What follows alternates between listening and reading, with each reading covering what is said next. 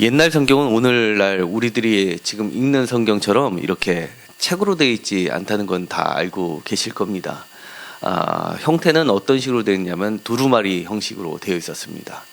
그래서 이 복음서를 기록하는 것뿐만 아니라 모든 그 당시에 서적이라고 하는 것은요, 양피지로 둘둘 말려 있는 두루마리 형식으로 되어 있기 때문에 제일 양피지를 딱 폈을 때 첫 줄, 이것이 이제 모든 전체를 읽게 하느냐, 그냥 읽지 않고 버려두게 하느냐를 결정을 했습니다. 그렇기 때문에 복음서의 기자들도 마찬가지로 이 첫 줄에 대해서 굉장히 많이 신경을 쓸 수밖에 없었을 것입니다. 그리고 이 양피지가 저희들이 생각하는 것처럼 사이즈가 규격이 다양하게 나온 게 아니라 딱 정해져 있었습니다. 그래서 저희들이 이제 사본 같은 거를 보게 되면요, 예를 들어서 마태, 마가, 누가, 요한, 사도행전을 이렇게 보면 분량이 딱 정해져 있습니다. 그래서 누가복음하고 사도행전 분량을 합친 게 나머지 분량하고 거의 같을 정도로 이렇게 그 사이즈라는 게 딱 양을 한 마리 잡아서 나오는 사이즈니까 딱 정해져 있다 보니까 그 분량에 맞출 뿐더러 매우 비쌀 수밖에 없었죠. 그래서 로마가 기독교를 공인하면서 여러 가지 여러 지방에 흩어져 있는 사본들을 다 모으게 해서 그것을 다 수집을 하게 하고, 그 다음에 사본을 하나 작성을 하게 해서 국가 도서관의 왕명으로 보관하게 했는데, 그게 바로 딱 두 부를 발행하게 했을 정도로 그렇게 비쌌던 겁니다.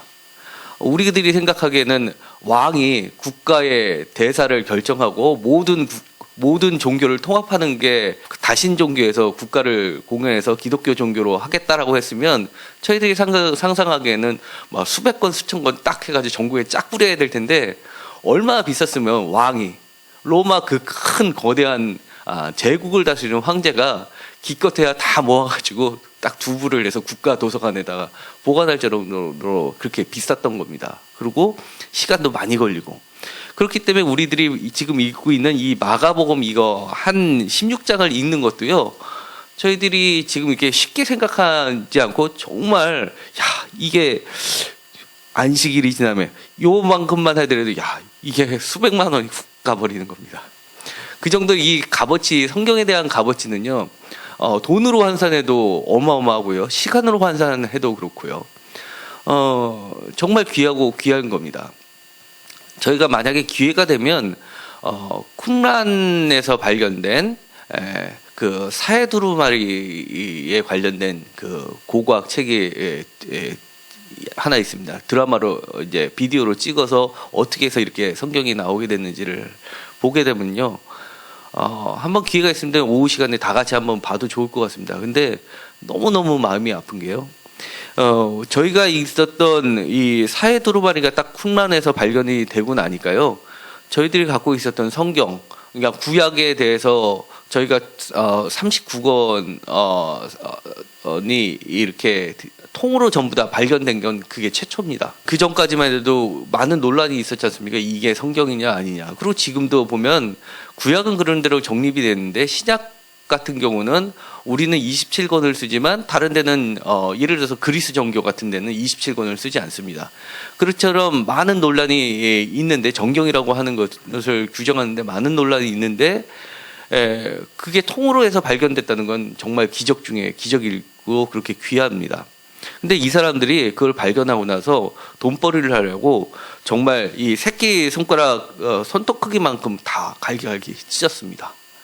그러고 나서 그거를 경매에 내놓고 팔기 시작했습니다. 조각조각을 팔았으니까 이거 어떤 거는 글자가 사라진 글자도 있고요. 그래가지고 뭐 전 세계 2차 세계대전이 끝나고 나서 유명하다는 경매장에서 유대인들이 돈을 걷어가지고 그걸 사기 시작해가지고 통합을 해서 다시금 성경을 재조명하기 시작했습니다. 얼마나 마음이 아프고요. 시편에서도 보니까 우리가 알고 있었던, 그러니까 그 전까지만 해도 히브리어로 된 성경만을 정통으로 알고 있었는데 헬라어로 된 성경들이 발견되고요. 그 다음에 거기서 보니까 우리가 중간중간 절이 없습니다, 비어 있습니다, 이런 되어 있었던 게 발견이 되기 시작했습니다. 그래서 우리가 세번역으로 읽다 보면 개역 개정에는 없는데 시편에서 한 절이 추가돼서 있는 것들이 있습니다. 그거는 그 결과물이고요. 그 정도로 이게 한 글자, 성경의 한 글자 한 글자는 중요하고 귀할 수가 없습니다. 그런데 오늘 마가복음을 읽다 보면요, 너무나 신기한 게 하나 있습니다. 우리가 읽었었던 마가복음 16장 1절에서 8절까지 읽었는데요. 그 뒤에 9절부터 해가지고 20절까지 있습니다. 그런데 9절에 들어갈 때 뭔가 밑에 이렇게 괄호표, 꺽쇠표가 되고 각주가 있고, 그 밑에 보면은 2번에서 혹시 성경책들 다 갖고 계시나요? 어떻게 되어 있나요? 어떤 사본에는 9절에서 20절까지 없음, 이렇게 되어 있습니다. 왜 이럴까요? 그러면 도대체 마가복음의 끝은 오늘 읽었었던 것까지 8절까지 끝일까요? 아니면 지금 성경에 나와 있는 것처럼 20절까지 끝일까요? 학자들은 견해로 봤을 때는 8절까지가 마가복음의 끝이라고 보고 있고요. 왜냐하면 고대 사본에는 이 9절부터가 없는 사본들이 많이 있습니다. 후대에 발견된 사본일수록 다 뒷절까지가 있기 때문에 그거를 일단 우리는 성경에서 집어넣고 각주를 이렇게 넣은 것입니다.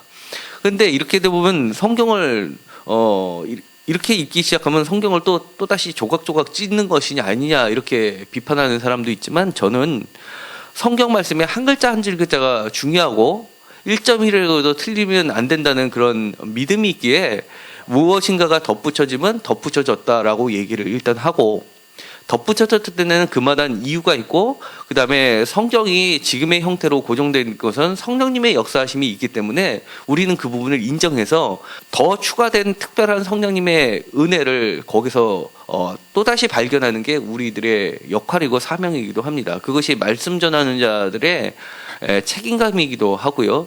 그래서 일단은 그 부분을 분리를 해서 8절까지 원래 있었던, 그러니까 마가복음의 저자가 마가복음을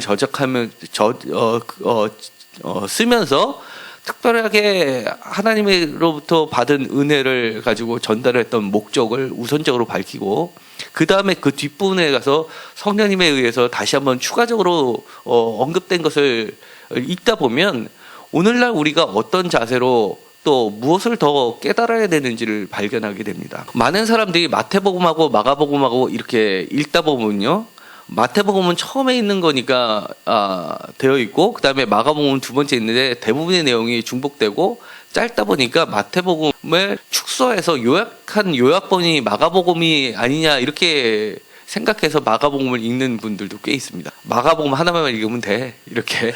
근데 사실은 우리가 오면은요, 마가복음이 제일 먼저 기록됐다는 걸 알게 됐고요. 그 다음에 마가복음을 읽다 보면 마태복음에서 없는 얘기들이 굉장히 많이 일어납니다. 예를 들어서 굉장히 인간적인 모습이요, 막 우시는 장면, 화를 내시는 장면, 우리들하고 아주 비슷한 막 놀래시는 장면, 그 다음에 심지어 우리가 상상하기 어려운 거, 예를 들어 병자를 고쳐줄 때 한 번에 낫질 않습니다. 다시 한번 눈을 뜨게 했는데 보니까 무엇이 보이느냐 그러면 나무 같은 게 서 있는 게 보입니다, 이렇게 얘기합니다.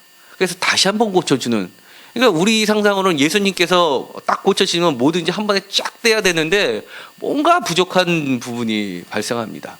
그런 것들을 마태복음에는 다 삭제를 하고 한 번에 나타나는 사건으로 다 기록합니다. 그렇지만 우리가 마가복음을 그러면서도 마가복음이 더 귀해지는 게 뭐냐면, 예수님이 정말 우리 이 땅에서 우리야 인간하고 똑같은 참인간으로 사셨구나라는 것을 깨닫게 됩니다. 그래서 우리가 이 세상에서 하나님을 믿는다고 하면서, 예수님을 믿는다고 하면서 어떻게 어려운 난관들을 겪으면서 우리가 그것을 극복해 나가면서 우리가 생각을 마치길 때까지 주님의 모습대로 살게 고민하는 사람한테는 오히려 마가복음이 더 적합하고 더 와닿을 수고, 우리가 심령적으로 그래 맞아 할 수 있는 게 마가복음입니다. 마가복음 1장의 첫 부분은 어떻게 되어 있냐면요, 마가복음 1장을 한번 보실까요? 혹시 기억하시는 분 있나요? 이번 주에 마가복음 통독을 했습니다. 어떻게 되어 있죠? 복음의 시작이다, 이렇게 되어 있습니다. 이게 복음입니다. 기쁜 소식입니다. 복음은요, 그 전쟁에서 승리한 황제가 정복지를 딱 다 물리치고 나서 완전히 정복을 한 다음에 그 소식을 전령을 통해서 내가 이 지역을 정복했다라고 알릴 때 이 전령이 나팔을 황제가 그 성으로 들어오기 직전에 먼저 막 달려가면서 나팔을 불면서 복음이다, 기쁜 소식이다, 황제가 입성하십니다라고 외치는 게 이게 복음 로마 사람들이 쓰던 방식이었습니다. 그러니까 이 마가복음을 기록한 사람은 예수님의 소식을 전하면서 마치 자기가 전령인 것처럼 예수님께서 이 땅에 드디어 오셨습니다, 천국이 임했습니다라고 하면서 기쁜 소식으로 막 외치면서 시작을 했는데 끝에 머리는 어떻게 되어 있냐면 무서워서 아무에게도 아무 말도 하지 못하더라, 이렇게 끝나버립니다. 그러다 보니까 이것을 이제 막 흥분해가지고 첫 줄을 딱 두루마리를 폈는데, 야, 이거 정말 신나는 복음이구나, 정말 나한테 복음이라고 막 열심히 읽었는데 끝에 가서 보니까 아무 말도 못하더라고 끝나버리니까 이거 복음 맞아? 라고 충격적으로 다가오는 겁니다. 그러다 보니까 많은 사람들이 지금 저희뿐만이 아니라 그 예수 시대 이후에서 제일 가까운, 소위 말해서 2세기, 1세기 말해서 2세기에 있는 많은 사도들 계열들, 그다음에 그 복음 전파자들이 이 부분에 대해서 고민을 하면서 이 9절에서 20절까지를 덧붙이기 시작한 겁니다. 이거를 원래 마가의 저작이라기보다도 뒷부분에 붙였던 저작을 첨가물로 보는데요. 근데 이 첨가물을 버려서는 안 되는 게요, 그만큼 다시 재해석을 한 겁니다. 그러니까 성경이 마태복음만 있는 게 아니라 마가, 누가, 요한복음이 있는 거는요, 그거를 듣는 교회들이 다 지역마다 틀렸습니다. 예를 들어서 마가복음은 이방인들을 위해서 썼고요, 마태복음은 히브리 사람, 유대인들을 대상으로 썼고, 누가복음은 로마에 있는 사람들을 대상으로, 각각 삶의 자리가 틀리기 때문에 그들에게 예수님을 소개하기 위해서, 예수님을 제대로 이해시키기 위해서 그들 나름대로 이렇게 재해석을 해가지고 이렇게 주석을 달아놓은 게 마가복음의 주석이 마태복음일 수 있고요, 그 다음에 누가복음일 수 있고 요한복음일 수 있는 겁니다. 그리고 또다시 저희가 주일마다 와서 이거를 가지고 설교를 하는 것은요, 21세기 서울 잠실의 새로운 주석이 되는 겁니다. 그렇기 때문에 성령님께서는 날마다 말씀을 통해서 역사를 하시는데요, 첫 번째 보면은 예를 들어서 16장 9절은요 요한복음 1장에서 18절까지 말씀하고 비슷합니다. 그래서 이 16장 1절에는 막달라 마리아, 야고보 어머니 마리아와 또 살로메가 나오는데, 여기서는 21절에는 첫날 이른 아침에 마리아만 나옵니다. 마리아만 나오는 것은 이거는 요한복음에서 해당하는 거죠. 그 다음에 11절은 누가복음 24장 11절하고 비슷하고요. 그 다음에 12절 13절은 누가복음 24장 13절에서 32절까지 비슷합니다. 그래서 예를 들어서 엠마오로 가는 얘기하고 비슷하고요. 그 다음에 14절, 15절, 19절은 마지막에 마태복음의 마지막 장면, 하늘로서 선교 명령하고 비슷합니다. 그러니까 이 부분들을 다 나타낸 겁니다. 다시 말하면 이 끝부분이 예수님을 목격하고 예수님이 살아났던 것을 알았는데, 이 여자는 몹시 놀라며 떨며 아무것도 못했다는 겁니다. 그러자 마태는요, 무서워하면 안 돼 라고 하면서, 심지어 마태복음 끝에 부분에는 어떻게 이 장면을 그리고 있냐면요, 마태복음 28장 1절에서 8절까지는 반응이 어떻게 기록되어 있냐면, 무서움과 큰 기쁨으로 제자들에게 알리려고 달려나갔다, 이렇게 되어 있습니다. 그러니까 이걸로 끝나는 게 아니라 큰 기쁨으로 달려나갔다입니다. 그리고 그 다음에 누가복음 24장 1절에서 12절까지는요, 특히 9절에서는 어떻게 되어 있냐면, 11 제자와 나머지 모든 이에게 알려주었다. 조금 더 발전했죠. 이 마태복음에서는 달려나갔는데 이제는 누가복음에서는 알려주는 것까지 된 겁니다. 10절에서는 어떻게 또 누가복음 24장 10절에서는 다른 여자들도 사도들에게 알렸다. 이걸 공동번역에서는 나머지 여자들도 사도를 향하여 말하였다. 그러니까 다른 여자들도 다른 사도들, 제자뿐만이 아니라 사도들에게까지 말을 한 겁니다. 그 다음에 요한복음에서는 어떻게 되어 있냐면요, 더 발전돼서 이 지금까지는 뭐냐면 살아나신 주님을 보지는 못했습니다. 빈 무덤을 가지고 그러면서 부활을 믿고 전했다 이렇게 되어 있는데요. 요한복음에서는 어떻게 되어 있냐면요. 요한복음 20장 14절 18절 특히 18절에서는요. 막달라 마리아가 뭐라고 얘기했냐면요. 나는 주님을 배웠습니다. 주님을 봤다라고 얘기를 하고요. 그 다음에 또 더 발전된 건 뭐냐면요. 그분께서 자기에게 이렇게 말씀하셨다는 것을 알렸다라고 합니다. 제자들이 모르는 특별한 주님께서 살아나셔서 특별한 메시지를 마리아에게 전해주셨고 그 얘기를 제자들에게 전달해 준 겁니다. 이렇게 발전한 겁니다.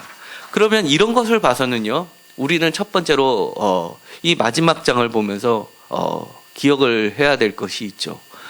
너가 이렇게 얘기하는 겁니다. 주님이 너가 빈 무덤을 목격했니? 예수님이 살아나셨다는 걸 믿으니? 라고 물어보십니다. 예, 저는 주님이 살아나셨다는 것은 뵙지는 못했지만 주님이 여기 계시지 않다는 것은 알고 있습니다. 그러면 어떡할래? 물으시는 겁니다. 마가복음에 있는 여자처럼 두려워서 아무에게도 말하지 못하고 가만히 있을래? 우리는 이렇게 대답을 해야 되는 겁니다. 마태복음처럼 아니요, 전 진짜 큰 기쁨이 있습니다. 저는 곧 제 가까운 사람들에게 주님을 전하려고 달려나가겠습니다. 또는요, 저는 이런 사람들에게 말하겠습니다. 그리고 알려주었습니다. 까지도 나갈 수 있고요. 더 나아가서는요, 마리아처럼 저는요, 그 이후에 주님을 이렇게 만났습니다. 그러니 제가 만난 주님을 이렇게 소개해 주겠고요. 성경에는 없지만 내 삶의 가운데서 주님과 함께 이렇게 동행하다 보니까 새로운 사실을 알게 됐어요. 그것을 이렇게 잘 그들을 알려줄게요. 비록 성경하고 제 삶하고는 많은 갭이 있고, 그리고 제 삶 속에서 만난 주님의 경험은 비록 작고 초라할지는 모르지만요, 이건 굉장히 귀합니다. 왜냐하면 다른 사람에게는 없는 것이기 때문에 그렇습니다. 그러니 저는 저보다 더 있는 사람한테 또 이 소중한 것을 알려드릴게요 라고 고백할 수 있는 자리까지 가라고 주님께서 말씀하시고 있는 겁니다. 이렇게 얘기를 하면 마치 마가복음은 미완성의 복음서로 남게 됩니다. 그래서 저는 여기까지로 끝내는 것을 반대하는 사람 중에 하나입니다. 왜냐하면 이 마가복음은요, 제가 읽으면 읽을수록 너무 정교하게 복음서를 썼습니다. 굉장히 간결한 언어로 썼고요. 그 다음에 매우 예수님의 그 많은 사역을 십자가에다가 맞추기 위해서요, 1장부터 시작해서 예루살렘으로 가는 사이에는요, 매우 급작하게 변화합니다. 제자를 부를 때도요, 곧 부르시고요, 제자들도 곧 일어나서 주님을 따르고요. 그 다음에 병자를 고칠 때도 바로 곧 귀신이 떠나가고요. 이런 식으로서 무지하게 빠르게 진행을 하다가요, 예루살렘을 입성을 해서는 굉장히 천천히 진행이 됩니다. 세밀하게 한 발짝 걸어가시는 주님한테 슬로우 마치 영화에서 막 전력 질주하다가 중요한 분 홈런을 치는 마지막 장면에서 슬로우 비디오로 쫙 촬영하듯이 예수님의 모습을 집중시키면서 십자가에다 고정을 시키고 있습니다. 그리고요, 문학 형태도 아주 뛰어납니다. 예를 들어서 중요한 사건이 있을 때는요, 예를 들어서 성전 정화 사건도 앞뒤에 무화과 비율을 들어서 딱 샌드위치로 해가지고 가운데 거를 부각시키는 아주 뛰어난 기법을 쓰고 있습니다.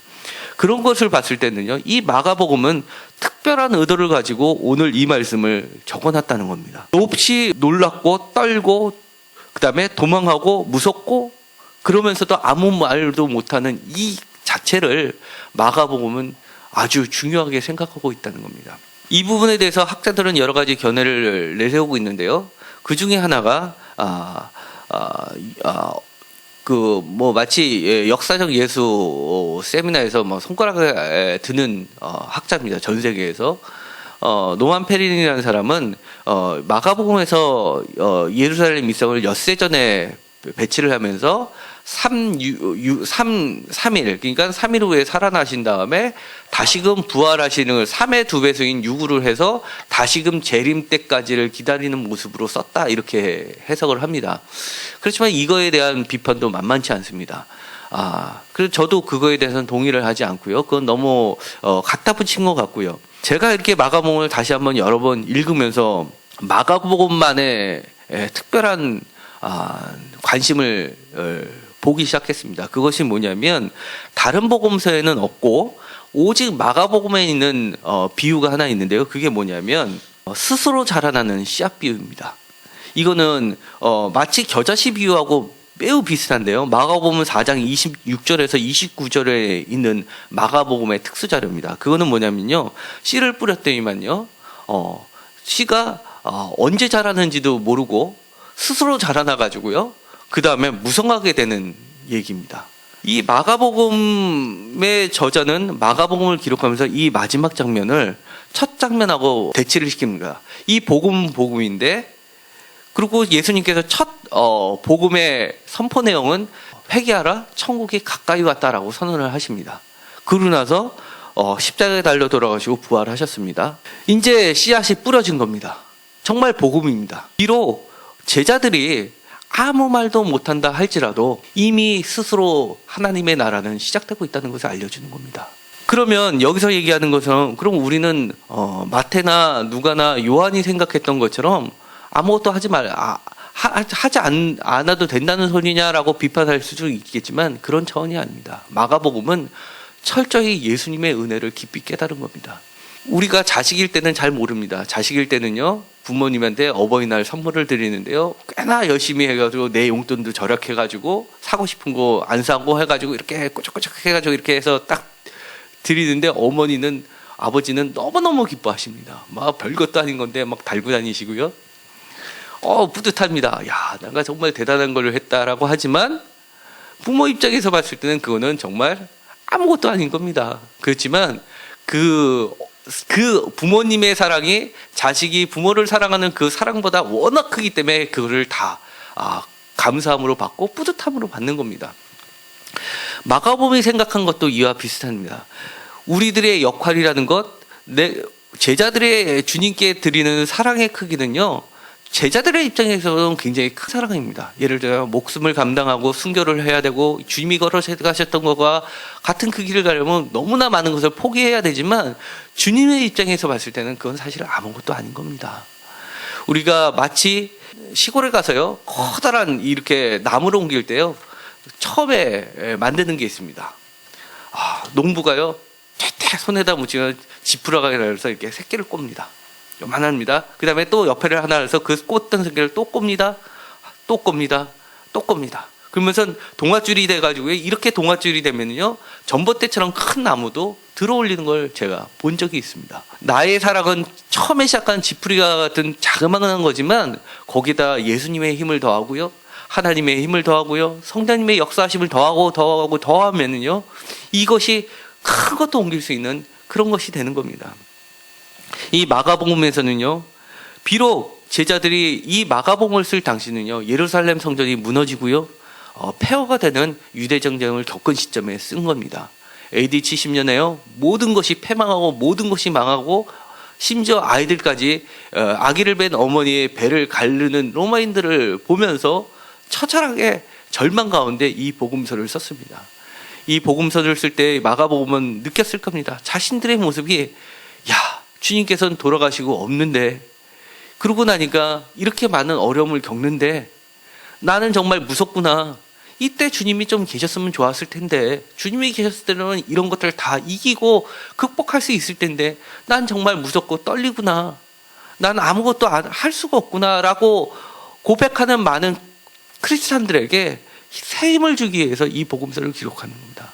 그러면서 심어놓은 코드, 바로 마가복음에 있는 겨자씨와 같은, 겨자씨가 아니라 스스로 자라는 씨앗 비유를 통해서, 그래, 이미 복음은 시작됐어. 예수님에 의해서 복음은 시작됐으니까 너 걱정하지 마. 주님께서 스스로 자라나게 하실 거야. 스스로 자라나게 하실 거야. 그러니 너 여기서 좌절하지 마. 좌절하면 안 돼 라고 얘기해 주시는 게 바로 마가복음의 끝입니다.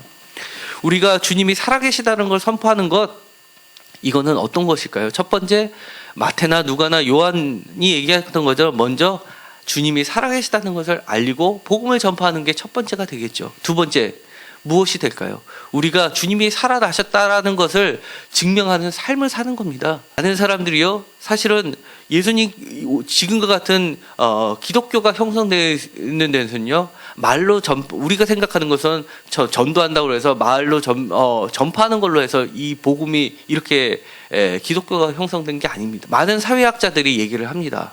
기독교가 이렇게 커질 수밖에 없었던 거는요, 순교 신학이라는 게 있습니다. 세상 사람들이 다 가장 두려워하는 거 죽음인데, 이 주님의 제자들은 그 죽음 앞에서 진짜 무엇이 살아있는 삶이라는 걸 보여줬기 때문에 이렇게 지금까지 복음이 성장될 수 있었다고 하는 겁니다. 많은 사람 앞에 죽어가는 삶 가운데서 나를 둘러싸고 있는 죽음의 세력 앞에서 내가 살아있다는 걸 보여주는 겁니다. 주님이 살아있다는 것을 보여주는 겁니다. 어떤 악한 타협의 손길에 제안을 했을 때 그걸 잡으면 내가 살 수 있을지 모르지만 그것을 과감히 뿌리치는 것. 아, 주님은 그런 모습 원하지 않아. 난 비록 당신이 날 죽여도 주님이 살려주신다는 걸 믿기 때문에 난 그거를 뿌리칠 거야, 과감히 라고 선언하는 것, 그것도 주님이 살아계시다는 걸 증명하는 겁니다. 여러 가지 주님이 살아있는 삶을 사는 것 많이 있습니다. 내 삶 가운데서 정말 주님의 모습대로 부하지만 가난하게 사는 거요, 또 내가 지금 가난하지만 정말 부자처럼 사는 것, 이것도 주님이 살아계시다는 걸 증명하는 겁니다. 각자에게 주님께서는 말씀해 주실 겁니다. 지금 마가복음을 통해서요, 많은 것들을 들려주었습니다. 그것을 읽으면서 특별히 나한테 마음에 와닿는 한 구절의 말씀이 있다면 그 말씀을 삶으로 나타내 보여주십시오. 그러면 그것이 주님은 기뻐 받으시고 하나님께서는 그것을 스스로 잘하게 하실 겁니다. 그것이 바로 이 마가복음의 끝에서 얘기하고 처음에서 시작했던 복음의 시작이 되는 것입니다. 오늘 이제 마치려고 합니다. 어떤 결단을 하실지는 저는 잘 모르겠습니다. 저는 다음 주부터 또 열심히 전도도 하고요. 그 다음에 우리가 계획하고 있는 귀한 말씀들 여러분들의 헌금으로 해서 다 녹화도 해놨고요. 그것을 또 알리는 작업도 하기 위해서 많은 사람들을 또 만나기도 하고요. 그 다음에 또 제 자신도 바쁜 시간을 쪼개서 또 좋은 일도 하려고 애를 쓰고요. 빨리 가고자 하려고 또 가지 말아야 할 것하고 손잡는 거를 다 끊으려고 날마다 노력할 거고요. 그러니 여러분도 같이 이 과정에 동참하시기 바랍니다. 물론 동참하실 줄 믿고 있고요. 그래서 주님께서 얘기하시는 정말 복음의 참 전도자들이 되시기 바라겠습니다. 기도하고 마치기로 하겠습니다. 하나님, 감사합니다. 저희가 마가복음의 끝을 읽을 때는요, 뭔가 부족한 것처럼 느껴집니다. 왜 아무 말도 못했을까? 왜 두려워서 떨었을까? 이것은 주님께서 바로 세상의 커다란 세력 앞에 놓여있는 우리 자신을 얘기해 주신다는 것을 알게 됩니다. 또한 마가복음을 통해서 주님께서는 스스로 자라나는 씨앗을 통해서 정말 복음, 하나님의 나라는 이미 시작되었다는 것을 선언해 주셨습니다. 주님께서는 이미 살아나셨고 또 부활하셨습니다. 지금도 살아계시고 저희 앞에 나타나 계십니다. 저희가 저희 삶 가운데서 죽어가는 사람들 앞에 진짜 살아있는 모습이 어떠하다는 것을 알리는 증인들이 모두 되게 하여 주옵소서. 예수님의 이름으로 기도드렸습니다. 아멘.